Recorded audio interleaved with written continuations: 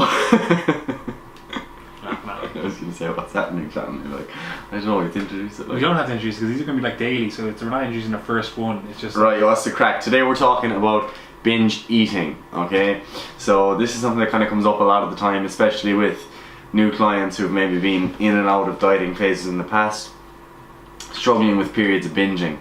And I think the worst thing about binge eating is that you end up overeating and eating a lot of the foods that you enjoy, but you don't actually get the pleasure that comes with it because there's an associated feeling of guilt and it's going against your goals, and you know you didn't really want to do it. And it's always more enjoyable to actually plan any period of overfeeding.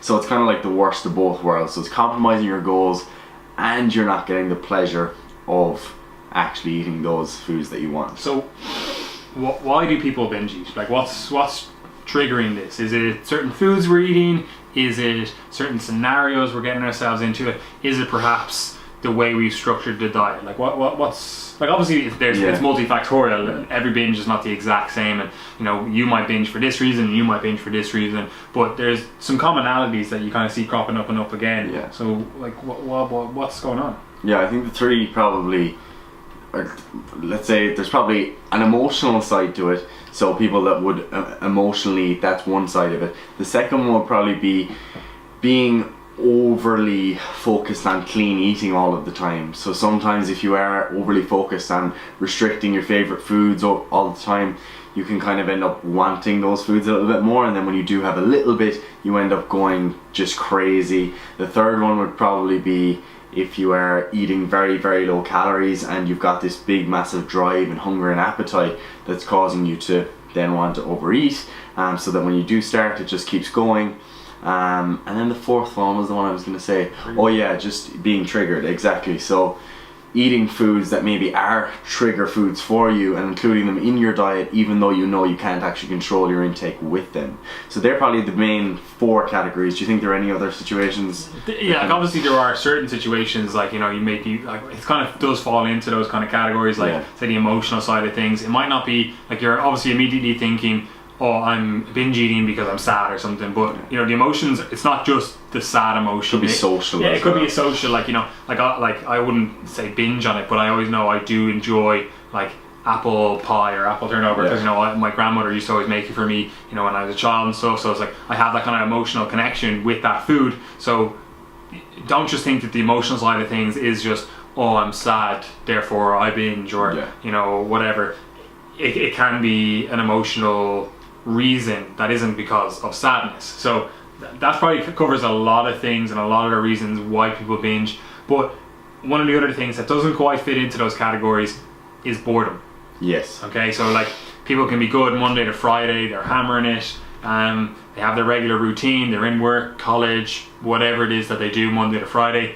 Saturday and Sunday roll around, they have a bit more free time.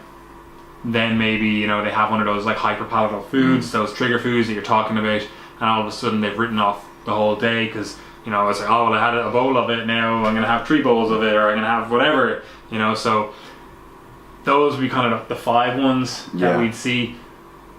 Is there anything else that you're kind of thinking maybe would fall into those, or things that people wouldn't think of that do fall into that?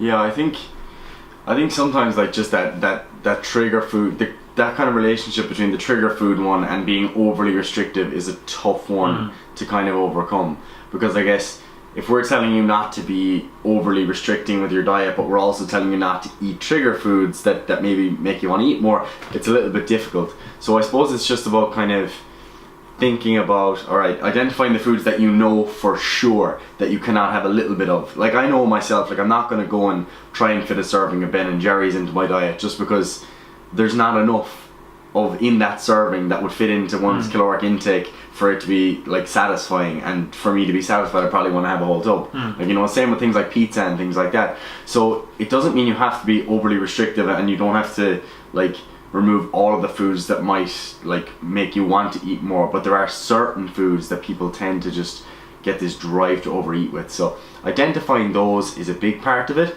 but then being flexible with your diet within certain constraints. For some people, they could do with tightening up their diet a little bit and being more so than 90% with the clean, wholesome, nutrient dense foods that we always recommend, and then 10% of your calories coming from foods that are a little bit more enjoyable. But I think when you start to take this to the extreme and you start to have maybe a lot of your protein from protein bars, and you're saving up all your calories for things like oats with Nutella and chocolate and things like that, that's going to make you want to overeat quite a bit. And if you're also in a caloric deficit, you're kind of conditioning yourself towards wanting more of those foods, and that can kind of precipitate binge eating a little bit. So there's an interplay of factors as well. It's also harder to stick to the diet for the day. Say you're saving up all your calories for the evening, like it's harder to stick to your diet because you feel hungrier throughout the whole day, even though you do get this big bolus of, you know, bad foods or whatever at the end of the day, and it's like, oh, you know, I fit my calories.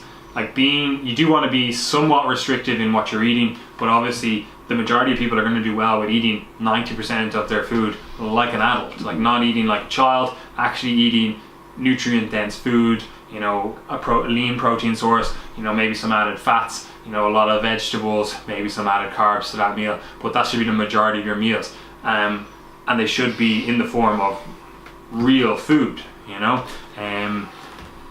So that it is a kind of a hard one to get around. You know, you do want to be somewhat restrictive. If you are restricting calories, you are dieting, you do want to obviously limit the amount of calories you're eating to an extent, but you don't want to be so limited in your calories that it makes it impossible to actually adhere to your diet long term. Like say your maintenance is whatever 2,000 calories and you're eating below that, you're eating 1,600 calories. Like that's just a recipe for failure if you're eating a huge amount under that. Say you're actually eating like 1,200 calories, you know, you're going to set yourself up to failure because you're hungry all the time. It's so much harder to stick to your diet if you are constantly hungry. You know, now a little bit of hunger, it's going to come and go because you are in a diet, you are in a deficit of energy, but it shouldn't be guiding your entire life. And then if you try to stick in some of those hyper palatable foods that maybe, you know, they do trigger you into a binge. Like I know one of my friends, anything that has a kind of a mouth crunch feel to it, you know, it just kind of triggers him into that kind of like, oh, I want more of it, like granola or something. Like he'd be like, oh, I want more of that, give me more of that. And then he'd overeat and binge on his diet then, you know. So he just stays away from that kind of mouth crunch feel, that kind of foods that give him that, especially when he's dieting. Now when he's like kind of bulking, you know, he doesn't mind so much, but even still he tries to limit the amount that he conditions himself to actually want that food, you know. So you do want to be somewhat restrictive in your calories if you are dieting. You do want to be somewhat restricted in your choice of foods, but at the same time you want to eat some of the foods that maybe you are, you know, kind of craving. But if you know that those foods that you're craving do trigger you into overeating, then you're probably best off staying away from them unless you feel that you are 100% completely in control. Like say you said pizza or something, like if you're in a restaurant or something where you're buying that pizza and they're only going to serve you a slice and that slice fits in your diet, it's like, okay, cool, like, you know, that's all you can have. It's not like you're going in cooking an entire pizza and saying, I'm only going to eat a slice and I'll give the rest away, or you're going to order a Domino's and go, oh, I just want one slice, you know, like you're going to overeat then, you know. So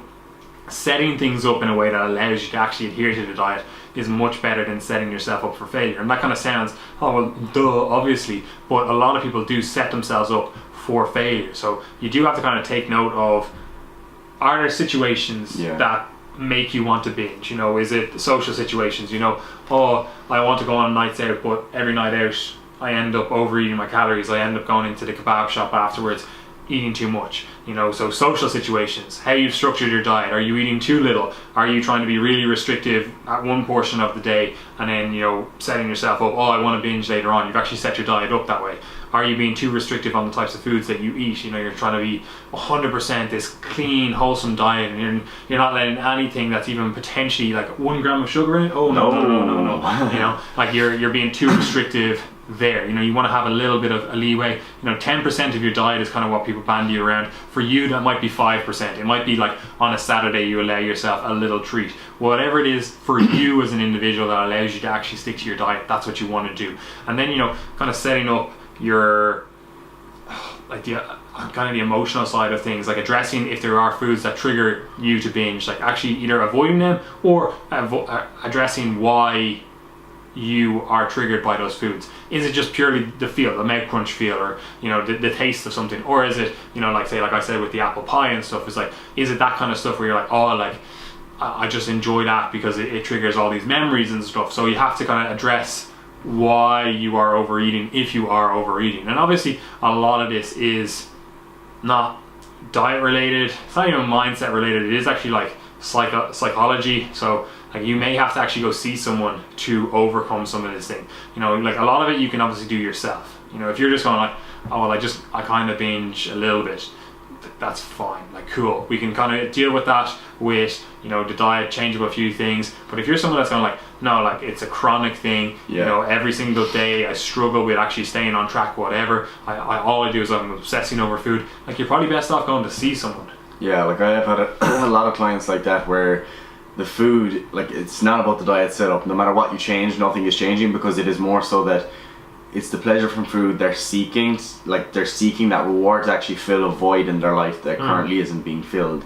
Whether that was a breakup, the loss of a family member, a lack of purpose in one's career, really hating your college course, all these different things can lead you to want to find some sort of pleasure. And with like the current food environment, like food is omnipresent, everyone has palatable foods in front of them, it's not very expensive to go out and buy a pizza, and that's a very, very easy way that doesn't have, I guess, a lot of repercussions like alcohol or drugs would have, of getting reward and kind of taking yourself away from that kind of those bad feelings, even though you end up back there again afterwards with guilt. But I suppose it's that momentary pleasure that people are looking for. So like you said, I think like recognizing when this goes beyond just a diet setup issue and is actually more so an issue where you should consult with a counselor or psychologist is really, really worth doing. Because I know, like, I've had some clients who have gone and taken that route and actually gotten good results from it. So that is something worth considering as well, if once you've actually ticked the boxes of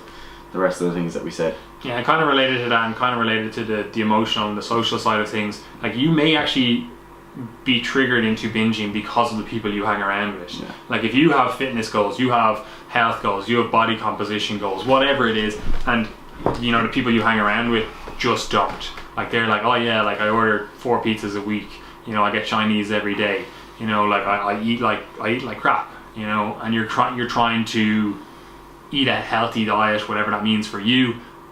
Obviously they're going to constantly be pulling you off track.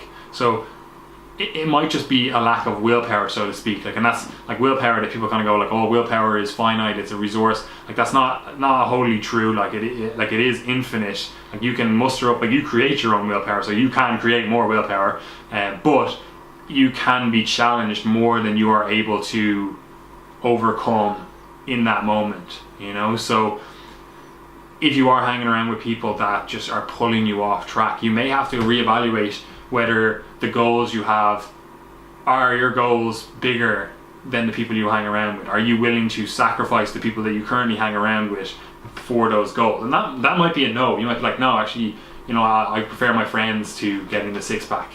Cool. Like only earlier this week, like one of my friends was saying, he was asking me kind of some advice. He was like, oh, I have a little bit of fat left, you know, do I diet harder? Do I, you know, push myself a little bit more cardio? And I was like, well, like, do you want the 6-pack, or do you want to be able to kind of enjoy the food? So he wasn't dieting particularly hard currently, but I was like, is the risk or is the reward worth the work that you're putting in for it? And for him it wasn't. He was like, oh, if I have to do that extra cardio, if I have to be more strict in my diet, he was like, then I can't do all these other things that I want to do. So he's like, nah, it's not worth it, you know. So you do have to kind of evaluate whether something is worth it for you, you know. And maybe it is dropping that person, that friend that kind of always is like, oh well, look, you look great, well, we'll get that ice cream, you know. that might be the case, and that kind of seems like it might even be a partner, you know. And like you obviously we're saying like drop them, like you just have a conversation, be like, look, I have these goals, can we kind of work something out where you're not asking me constantly or trying to push me off track? Because a lot of people don't realize they're doing it. Yeah. They kind of feel like, oh, you work so hard, you know, Gary, like, we go reward yourself, you know. Because people think it's what you want, because people often think, look at fitness people and they think, oh, you're suffering, you know, to get your goal and stuff, whereas like we're more so like, well, no, this is actually what I want to do. But other people don't see it as that, so they think they're helping you. So often having that conversation isn't as awkward as you might think it will be. Like if you say to your girlfriend or boyfriend or whatever that, oh look, you know, I just have these goals, so like when we go out to eat, I'm actually just going to get meat and a salad or whatever because it actually it makes me happier, it's going to help me reach my goals, they're going to be more than happy for you. Like, they're not going to stop you from doing that. I should hope not. One final thing on that as well is to recognize that even amidst like certain emotional issues and things like that and tough times, you are still in control at the end of the day. And I think it's an important point to make, because very often people will kind of start the binge and then find themselves amidst this, you know, moment in the kitchen where you're in front of the press and everything's in there, and you're suddenly eating foods that you don't even enjoy anymore just because you know that tomorrow you have to get back on the diet. And you can often justify to yourself that one day doesn't make a whole pile of difference. So what I would say is that in those moments where you feel like you've lost control, take a step back. Like, even just write down your thoughts for a couple of minutes. Like, why are you doing this? Write down the actions you're about to take and why you're taking them, and then compare that to your goals in your mind. And like, once you actually apply like rational thought to something in that moment and actually call yourself out, you're suddenly left in this position where you're like, okay, am I consciously going to make the decision, even though I'm full, to go back into the press and eat another packet of cookies? And very often you'll find that it's all it takes is that much to actually say, you know what, if I'm able to apply this discipline, I'll be much happier tomorrow than if I'm going to go in and just slam down another packet of cookies. Whereas what a lot of people do is they just kind of go with the flow, and it's like, alright, that cookie was nice, the next one's going to be nice, the next one's going to be nice, and they're not even thinking about what they're actually doing. So do stay present and be rational and try to be somewhat disciplined in those moments as well.